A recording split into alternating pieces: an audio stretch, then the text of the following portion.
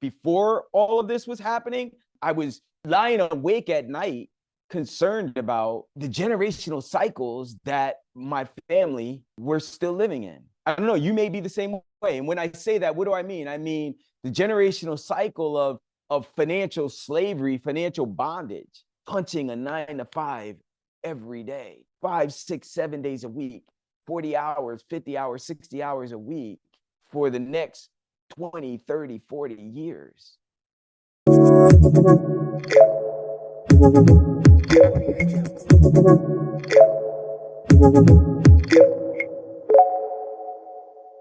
So today I'm going to talk about how Airbnb changed my life and how I went from working a 9 to 5 to becoming a millionaire superhost. Now, I'm not just talking about this stuff because I am looking to brag or boast. That is the least, that is the least thing, the furthest thing from my mind. The only reason I'm sharing this is because when I show you these things, I talk about these things, there's going to be things that you're going to be able to implement because maybe you're like me. It's really only to help people who are like me. If you're like me, meaning where I was before all of this was happening, I was lying awake at night, concerned about the generational cycles that my family were still living in. I don't know, you may be the same way. And when I say that, what do I mean? I mean the generational cycle of financial slavery, financial bondage, where we have these gifts and talents. We have family have the gift and talents. Our kids have these gifts and talents.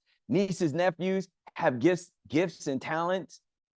But yet, the only way they know how to use those gifts and talents are in a way that keeps them in bondage, punching a 9 to 5 every day for the next 20, 30, 40 years.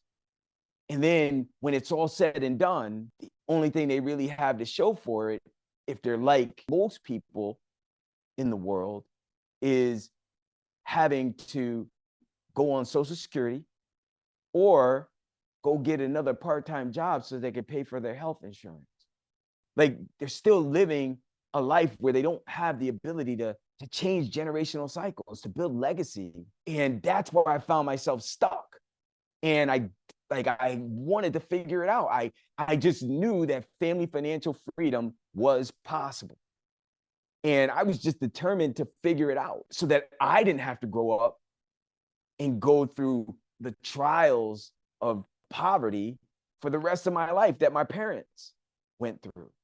So my kids, my siblings, my future kids, my siblings, my kids, my siblings, my future grandkids and siblings, nieces, nephews, that they wouldn't have to go through the same generational cycle of bondage financially, slavery financially.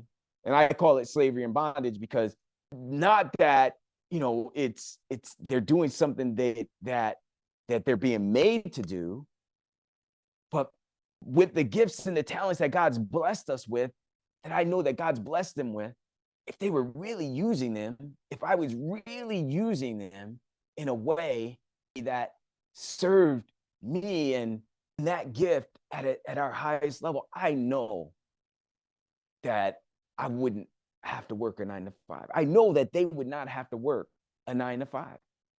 I know that they could have the life that they could have the life that didn't keep them stuck for the next 30, 40 years doing pretty much the same thing, so that someone else can build wealth off of their gifts, their hard work, their sweat, their blood, sweat, and tears.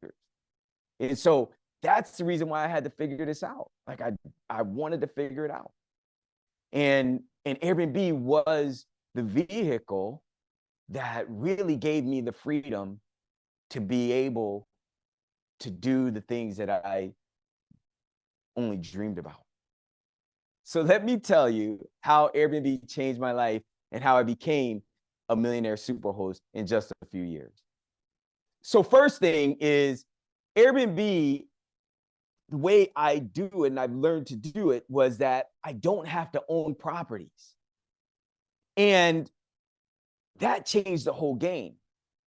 So and it changed the whole game because my ability to add more places wasn't based on me having to go to a bank and borrow a bunch of money. It wasn't based on me having great credit, although I had the ability to do either. I had the ability to borrow money. My credit was all right. It wasn't like perfect credit, but it was all right. But it wasn't based on those two things. And it wasn't based on me having to like take and wipe out my reserves every time I wanted to buy a piece of property. I had to come up with $100,000, $200,000, $300,000 to do that. The only thing I needed was first month's rent and security deposit. So that was key, learning how to do this so that I didn't need to buy properties to do Airbnb. And that's how we do it, right? So that's one. The second is understanding how, when you pick up those properties. So when I learned to pick up places that I wasn't having to chase landlords around, I wasn't having to lie and try and convince people the way many people I found later on were doing it. It made the game so much easier, where I had now landlords reaching out to me every day so that I could go out and view their places to see how nice the places are and begin discussing leasing those places for my own Airbnb business. And the third thing was learning how, once I decided that property was something that I wanted to move forward with, making sure that place was going to generate 2 to 3 times what I was paying in rent. So it was going to generate 2 to 3 times in revenue what I was paying in rent. And that really was key. And then the last thing that was key was being able to automate the process. So automate the business, which is the reason why today I have 100 listings or more throughout the United States, my family and I, where all over the country. And like, it doesn't matter. I have people checking in and out of my places every day, all day. Airbnb's making electronic funds transfers into my account every day. And it doesn't matter where I'm at in the world. Like, the business is doing what I've been so blessed with the wisdom to design it to do, which is to support the vision God's given me for my life and for my family. Right. And so those were the 4 things.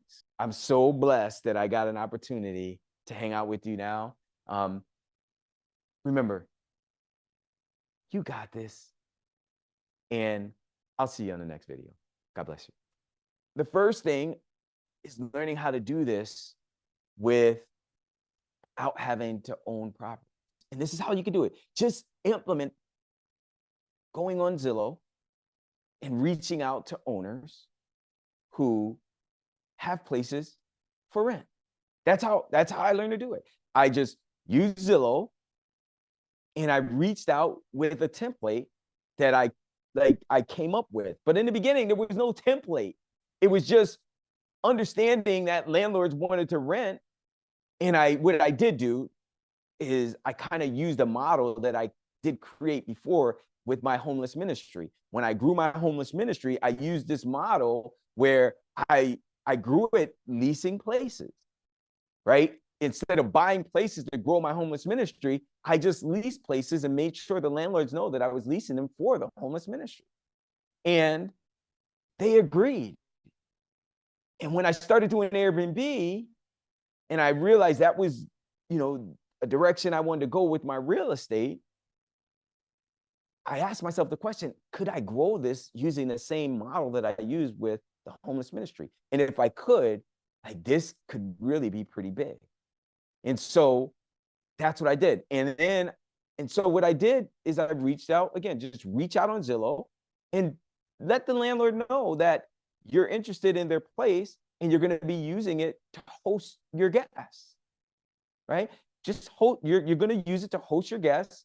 And if they're interested in working with you, you'd love to come out to view their place and give them your contact info. And then all day long, you're going to have landlords reaching out to you when you do that properly. So that's one. Second, what did I say? I said, second is you just need to make sure, again, you're not like trying to convince people how to do it. So number two is you're not trying to convince, you're not lying to people, you're not trying to convince. So I already mentioned that, right? In the whole template model. So not trying to convince, meaning if you're being honest and upfront in the beginning, like when you send that template out, then you're not going to have to try and convince them when they reach out, because they're only reaching out. Why? Because they're interested in working with you. So you want to give them a little bit of background in that message about who you are also. Because if you do that and you're sending this thing out and you give them some credibility things about you, like, what do? Are you a pastor? Are you, do you work at a bank? Are you a mom or dad? Have you been in this community for a while? Do you work, do you work at, a local grocery store and you're in the retail, the grocery business? Because technically you are. Or are you doing something? Are you a mechanic? Are you, what do you do? Are you, if you're a mechanic, you're in what? The auto repair business. So you want to tell them something about you. And when you do that properly, then they will see that, okay, you're an upstanding member of their community. So you're not just someone trying to scam them. And then making sure you just, when it comes to scamming, you're not reaching out to 100 people a day, because then, Zillow will flag you because it looks like a scam. And in many cases, you'll get flagged by the people you're sending it to, because in many cases, like a lot of those owners know each other and they'll see that you're doing that. So you want to limit it to doing maybe 10 of those a day, right? If you do 10 of those a day, then that's going to keep you under the radar, where you're not getting flagged as a scammer, and because you're not, right? And it's also going to not set off any red flags to landlords when you're sending it out, right? So you do that, and they'll be reaching out to you throughout the day, right? Because you're going to leave your contact information. So those are two things. Now, making sure that the places that you get are going to be generating 2 to 3 times. Now that's so key, because think about this. If you're paying $1,500 a month in rent, but yet your Airbnb is going to be generating $3,000 to $4,500, when you pay your rent, you're going to be keeping as much, if not more, than what the landlord is keeping in your pocket. Imagine doing that, $1,500. Imagine doing that 5 times in the next 2 to 3 months. 5 times 1,500 is what? Is $7,500 a month that you're keeping in your pocket after your rent's paid. Will that change your life? Well, guess what? I got hundreds of those. I got hundreds of them. And it did. It changed my life. Now, I was already doing real estate, right? The way it changed my life is it took me from traditional real estate, dealing with tenant drama and having to have all these these things that were required on properties that I owned, to now just having leases where the responsibility for the property still remains on the owner. I don't have any more tenant drama because I'm only hosting guests, which are my clients, my business clients from all over the world that are coming in. And there's no drama with them. They're happy when they're coming in. Why? Because they flew in from out of town on business or for a purpose. And it's just like you. Like when you go on vacation, you're going out to do something. There's no drama. You're excited to be there. The hotel or the Airbnb that you stayed in, like as long as everything is what you expected or what they said it was going to be, like you're so happy that you're there, and you give a great review, and when you leave, you're excited. And then guess what? The next person that comes in is the same way. So when you're dealing with people like that over and over and over again, it makes you really excited to do more, right? Because it's fun. And then here's the other thing. that makes a big difference. The people in your life, like your kids, your future grandkids, your grandkids, or your future grandkids. I keep saying future grandkid because I'm assuming that you may or may not be my age, right? I'm in my mid 50s, right? And so I have kids and grandkids, but that's how it works. Like your kids or your grandkids, a lot of people that I've worked with have grandkids, and like they're doing this not just for the purposes of generating money for themselves, but remember, like my main reason for doing this was to change the generational cycle so that the people that I loved weren't stuck in financial slavery, right? Where they weren't using their gifts in a way that gave them the freedoms to be able to travel, gave them the freedoms to be able to help family members who really need it, gave them the freedoms to be able to build legacy, spend quality time with their loved ones, right? To be able to again change those generational cycles, build generational wealth, right? And take those gifts, those talents and passions that God's blessed them with, and nurture them, grow them, and to use them, to share them in a way that they could really make their mark on the world and on society the way they were called to. Like if you're not able to do those things in a way, be a blessing to you, more of a blessing to your church and your community. If you're not able to do those things in a way where you're not having to ask someone, check your account every time you're trying to do something to help someone, whenever you're trying to go, you gotta check in with, who's your boss or your manager telling you can or when you gotta come back. Like if you don't have that kind of freedom, then to me, you're in bondage. You're in financial bondage. And it doesn't have to be that way. I knew that. I knew that for myself. I knew that for my kids. I knew that for my grandkids, my nieces, nephews, cousins, aunts, uncles. I knew that for them. But they were the one who had to make the decision for themselves. Not because, and here's the key, not because I told them, oh, you should do this. No, when they saw how free and how open and how much fun it was and how much money it generated, then they started to do what? Ask me. They started to ask me, hey, dad, hey, uncle, hey, cousin, you think I can do this too? Boom. Like this, the heavens opened up now. Why? Because when they're asking, like those ears are wide open when you're talking now. You're not just preaching. You're not sounding like everybody else. They know you got something that they want that can benefit their life in a major, major way. And then when you start pouring into them, taking them under your wing, showing them a few key steps and tips, now they're listening. Right? Now they're listening, they're paying attention. And then that's how you're going to have the greatest impact. Because once they pay attention, once the family started to pay attention and they began to implement, it works. It's not like you're just telling them something, like you're giving them stuff that works. That's the same way I was able to help over 1,200 other people throughout the world inside my academy do the same thing.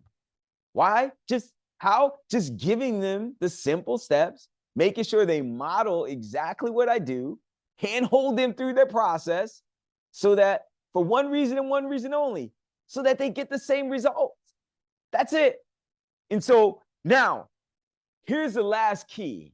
The last key to this whole thing, and this has to work. You got to make this work, because otherwise, if you don't do this part, you basically just created a glorified job, right? You just created another job. You're just your own boss, right? You're just your own, person that you gotta like. You're now kind of like you're a slave to the thing that you created that generated money, and that's not what you want either. You don't want to be in financial bondage to a thing that you created. Like that doesn't work either, right? What is the last thing? The last thing was learning how to automate this process. So the automation of this process is so key. Remember how I said I have, 100 listings or more throughout the country, and people are checking in, checking out. Airbnb's making electronic funds transfers. That's called what? Passive income. That money's coming in regardless of what I'm doing, right? Whether I'm just relaxing with the family, whether I'm in the Word, like in the Word, sharing the Word of God, right? Whether I'm doing those things, or whether I'm traveling, hanging out with my wife, regardless of what we're doing, it's still going to work. It's still making money. It doesn't stop. The finances don't stop. And so the automation of this part is so key. Like once you understand the systems and how this stuff works, there's a couple key things you need to have to automate. You need to have a good cleaner or cleaners, and you need to have the ability to be able to communicate with your guests 24/7. So the first thing is a piece that, like, this is probably the biggest piece in automation.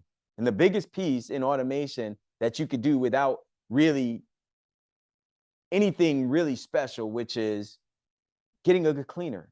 Like once you find a good cleaner, you could find a good cleaner. You could go on Facebook Marketplace. You could go in Craigslist. I mean, we have an automated cleaning academy as well, where we train cleaners all over the world, certify them so that they know how to do it, following the same simple steps that we use that make sure that these places are taken care of, making sure that the owners are maximizing their revenue without having to spend a whole lot of time, making sure the stuff is done the same way that I do it. But Craigslist, Facebook Marketplace, you could find a cleaner on there for yourself, and then just teach them how to, when I say teach them, not bring them in so they could teach you how your places should be cleaned. You should already know how to clean your places. If you don't already know how to do it, then you need to be around someone. You need to make sure you're working with someone that already does have a system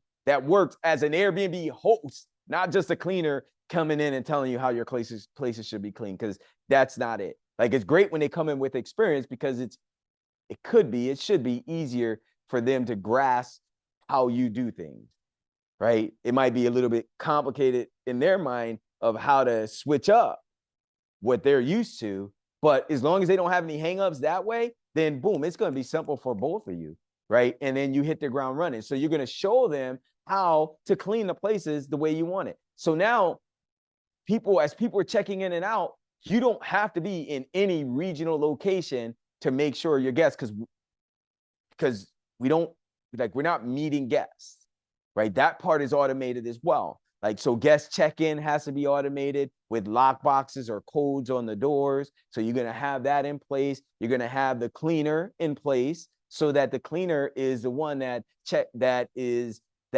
turning these places over when someone's checking in, making sure the places are clean and ready for the next guest. So when you do those two things, that's going to free up more than 50% of your time that's related to operating a successful automated Airbnb business, right? Now, the last thing is just dealing with guests. I mean, when I say dealing, communicating with guests, inquiries and guest questions while they're there. So managing guests. And the way you could do that as well is just training someone to do it for you. Now, that could cost a little bit of money, because the difference between cleaners in that part is cleaners are paid for by the guests. Like, the guests pay a cleaning fee on top of what they're paying you to stay in your place. And that cleaning fee is there so that your cleaners get paid, and it's not coming out of your pocket, out of your profit, right? So that's a beautiful thing. But when you train someone to do the guest communications, like, you're going to need to either add them as a co-host, or have software where they don't have to be a co-host, and they can see all your communications, and they're able to do that. And we have that as well. We do our own software, and we use software so that we have, our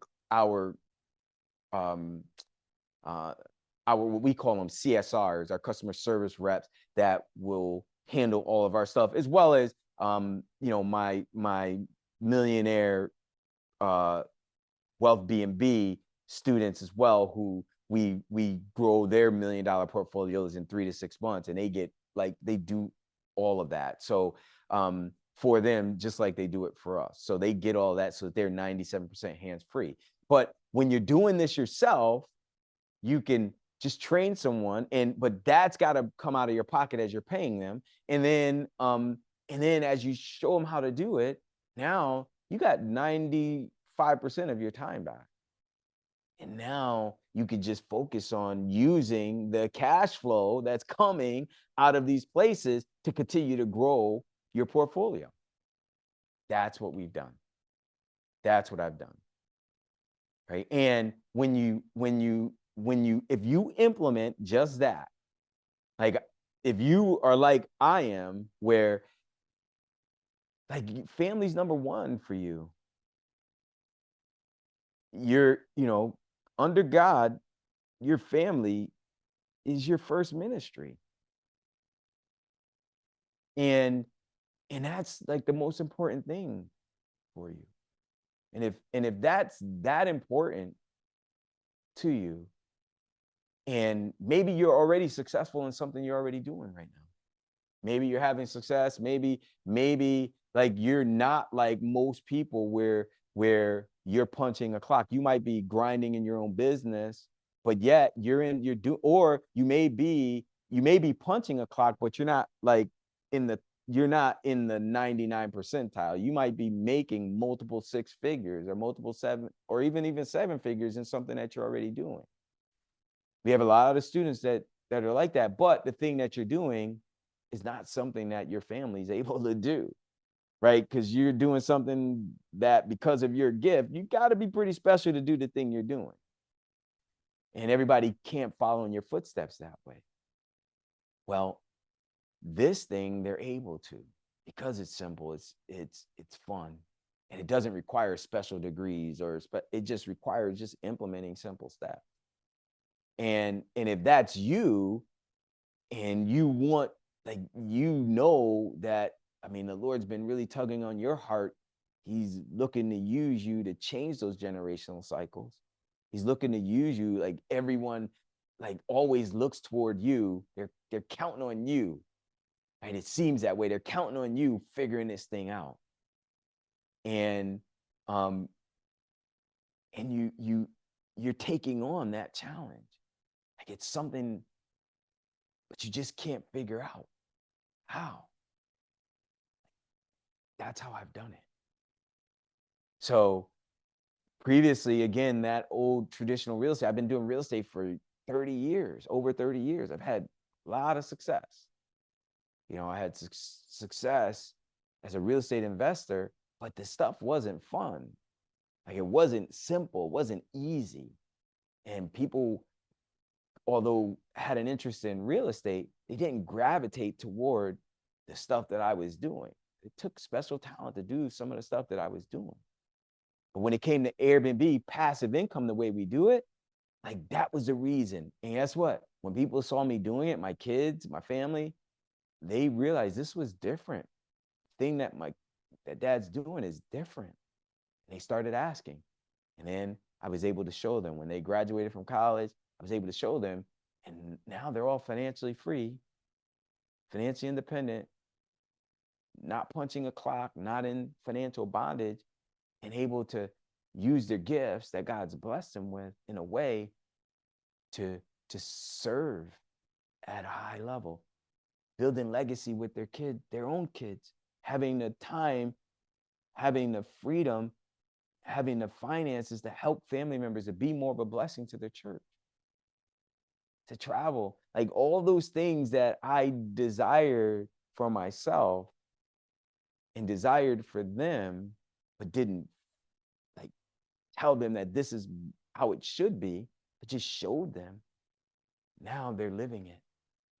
And they're not going in that cycle that I was destined for, following in the footsteps of my parents, based on them giving me what they knew.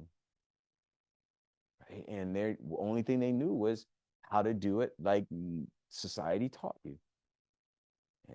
And I just didn't want that for my kids or my grandkids, because I knew that there was so much more. And if you're like me in that sense, then just implement the steps. And I'm telling you, if you implement those steps, you will get immediate results. But if you need some additional help with those steps, then just reach out. Like, reach out, comment below, just comment, you know, family financial freedom. Comment that. When you comment family financial freedom, then what I'll do is I'll reach out and I'm going to just give you some resources that will allow you to connect with me personally. And then I'll be able to evaluate like where you're at and see if I could even help you at the next level. And if I can, then boom, I'll do that. And if I can't, you'll still be able to implement some of the things that I'm going to give you, like live. So family financial freedom, comment that. And if you comment family financial freedom, as I said, like I'll make sure my team and I will reach out and connect us. All right. So with that said, hopefully this was helpful. And if it was, then I only ask one thing of you. No, two things. Like, implement it. And then the second thing is share it with someone that you feel like, share it with someone, 5 others, 7 others, 10 others. Share it with someone that you believe it'll be a blessing, because this blessing may not have just been for you. Like this Airbnb stuff that I do, I thought in the beginning it was just for me, but then I found the Lord said, this isn't just for you. You've had success. It's a gift that I gave you, but now I want you to share it. And because of that, there are so many other lives throughout the world that He's used me as an instrument to change their generational cycles as well. So share it. Share it. Don't hide your light under a bushel baskets. The Word of God tells us. And then that's it. So I'm so blessed that I got an opportunity to hang out with you now. Remember, you got this. And I'll see you on the next video. God bless you.